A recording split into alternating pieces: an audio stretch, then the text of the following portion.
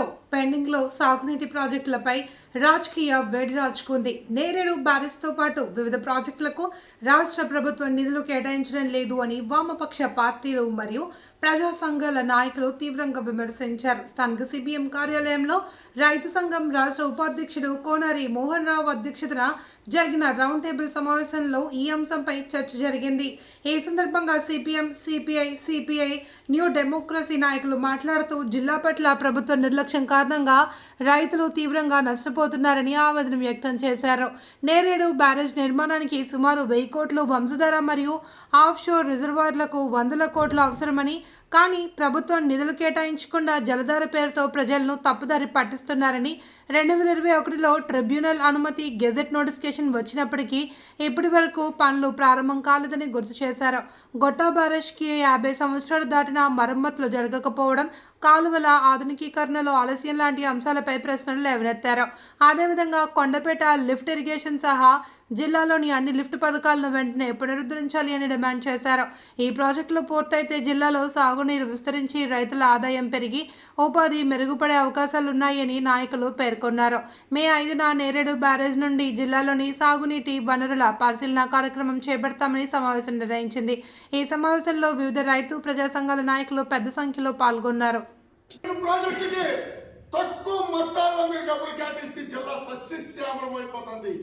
ఈ రోజు వసతిదారు రిజర్వాయర్ పూర్తవడానికి 200 కోట్ల రూపాయలు, అక్కడ లిఫ్ట్ అది పూర్తవడానికి ఒక 200 కోట్ల రూపాయలు, అదేవిధంగా ఆఫ్షోర్ రిజర్వాయర్ పూర్తవడానికి 300 కోట్ల రూపాయలు, అదే పలాస నుండి ఇచ్చాపురం వరకు నీరు తీసుకెళ్లాలంటే 500 కోట్ల రూపాయలు, నేరేడు బ్యారేజ్ కి 1000 కోట్ల రూపాయలు, సుమారు 3000 కోట్ల రూపాయలు కేటాయిస్తే ఈ జిల్లా సస్యశ్యామలం అవుతుంది. కానీ మీరు ఈరోజు నిధులు కేటాయించకుండా ఈరోజు మేము 30 సంవత్సరాల నుంచి వస్తున్నాము, 50 సంవత్సరాల నుంచి వస్తున్నాము అని చెప్తారే మీరు ఈ జిల్లాకు చేసింది ఏంటి అని చెప్పి కానీ ప్రభుత్వాన్ని మేము ప్రశ్న తెలుసుకున్నాం. అంతేకాదు ఈరోజు నేరేడు బ్యారేజ్ కోసం ఇది మా కళ అని చెప్తారు కొంతమంది. నేరేడు బ్యారేజీ నిర్మాణం కోసం పోరాడేటప్పుడు ఇప్పుడుండే పార్టీలు చాలా పార్టీలు లేవు, వ్యక్తులు కూడా లేరు. 1960 నుంచే ముందు నుంచే నేరేడు బ్యారేజ్ శంకుస్థాపనకి వెళ్తే ఆ రోజు అక్కడ అడ్డుకోవడం జరిగింది. తర్వాత దాన్ని అక్కడ ఆగి తర్వాత కూడా 71లో అక్కడ గొట్టా బ్యారేజ్ అనేది శంకుస్థాపన జరిగింది. ఆ రోజు నుంచి కమ్యూనిస్టులు పెద్ద ఎత్తున వలసదార జనాల కోసం పోరాట ఫలితమే ఇదంతా తప్ప ఈ పోరాట ఫలితమే తప్ప ఇంకొకటి మాత్రం కాదు అని సందర్భంగా తెలుసుకున్నాం. అంతేకాదు ఈ పెండింగ్ ప్రాజెక్టులు కానీ పూర్తి చేస్తే ఇంకో వైపు చెప్తాను, పోర్టులు మేము 4500 కోట్లు మేము తెచ్చినామని చెప్పి చెప్తారు కొంతమంది. ఓకే, మంచిదే, కానీ అందులో 3500 కోట్ల రూపాయలు ఈ జిల్లా పెండింగ్ ప్రాజెక్టులు మీరు పూర్తి చేస్తే ఈ జిల్లా 2 పంటలు పండి సస్యశ్యామలమయ్యి ప్రజల ఆదాయం పెరిగి వలసలు నివారించబడతాయి, నిరుద్యోగం నివారించబడుతుంది, అదేవిధంగా విద్య వైద్య రంగాల్లో అభివృద్ధి సాధిస్తుంది. ఈ రోజు మీరు ఎందుకు పెండింగ్ ప్రాజెక్టులు పూర్తి చేయడం ప్రజలకు సమాధానం చెప్పాలా?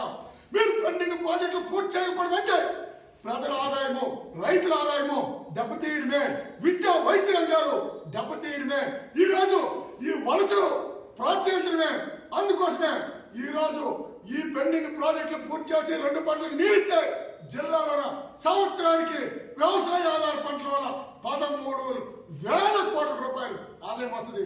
వాణిజ్య ఇతర పంటల ద్వారా ఈ రోజేమో మరో 13,000 కోట్ల రూపాయల ఆదాయం వస్తుంది.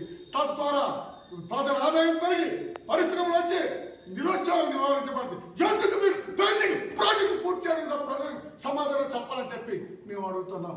అంతేకాదు ఈరోజు ప్రజల భూములకి మీరు నీరు ఇవ్వకుండా ఈరోజు భూదోపిడీకి పాల్పడుతున్నారు.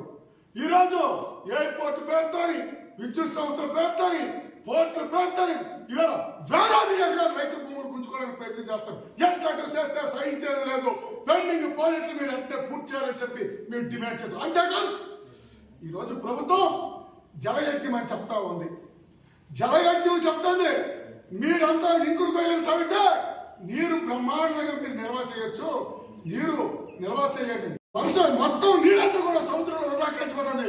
మీరు ప్రాజెక్టులు కట్టి ఇచ్చేస్తే నీరు బ్రహ్మాండంగా రైతులకు వస్తుంది. మీరు అదే ఒకటి జలయజ్ఞము జలగల యజ్ఞం అని చెప్పి మీరేమో రైతులకు నీరు ఒకటి ఎన్ని యజ్ఞాలు చేస్తే ఏమో ఉపయోగం? అందుకోసమే పెండింగ్ ప్రాజెక్టులు పూర్తి చేయాలి. ఇవాళ కేంద్ర మంత్రి ఈ రోజు ప్రశ్న తెలుసుకున్నాం. మీరు కేంద్ర మంత్రిగా ఉన్నాడు. ఈ జిల్లాకు సంబంధించి గొట్టా బ్యారేజ్ 50 సంవత్సరాలు పూర్తయింది.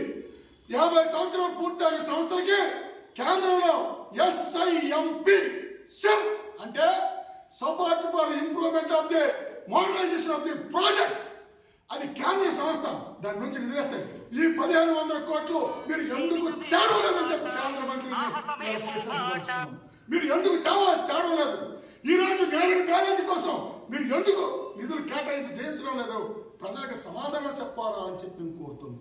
అంతేకాదు ఈ రోజు జిల్లాలో కొండపేట లిఫ్ట్ తో సహా అనేక లిఫ్ట్ గారు మూతపడిపోయి ఉన్నాయి.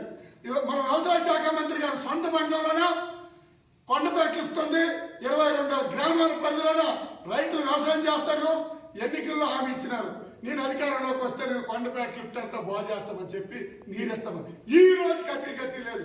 ఎప్పుడైనా 4 కోట్లు మంజూరుకి వెళ్ళింది, వస్తుందని చెప్తారు తప్ప ఇప్పుడు కూడా ఈ సంవత్సరం కూడా రైతులకు తీవ్ర అన్యాయం జరుగుతుంది.